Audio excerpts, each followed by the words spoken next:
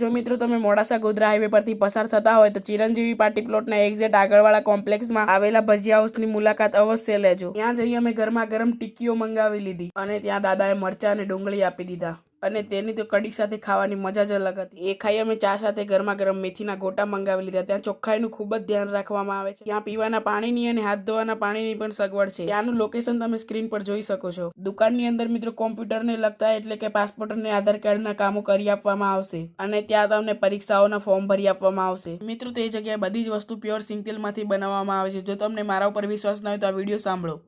નમસ્કાર મિત્રો, દિવાળીની ખૂબ ખૂબ શુભેચ્છાઓ। આજે મોડાસાથી બહાર ગોધરા હાઈવે માલપુર હાઈવે પર અમારે ત્યાં લાઈવ ભજીયા હાઉસનું અમે છેલ્લા 4 મહિનાથી ઓપનિંગ કરેલ છે। અમારે અહીંયા પ્યોર સિંગતેલમાં આઈટમ બને છે, જેમાં બટાકાની ચિપ્સ, દાળવડા, ભાવનગરના તીખા ઘૂઘરા અને મેથીના ભજીયા, કાંદાના ભજીયા, કાંદા ટીકડી, બ્રેડ પકોડા આવી બધી વસ્તુઓ બને છે। તો સર્વને હું એક આમંત્રણ આપું છું કે જ્યારે પણ જાઓ ત્યારે અમારી દુકાને એકવાર અવશ્ય મુલાકાત લો। થેન્ક યુ, આભાર।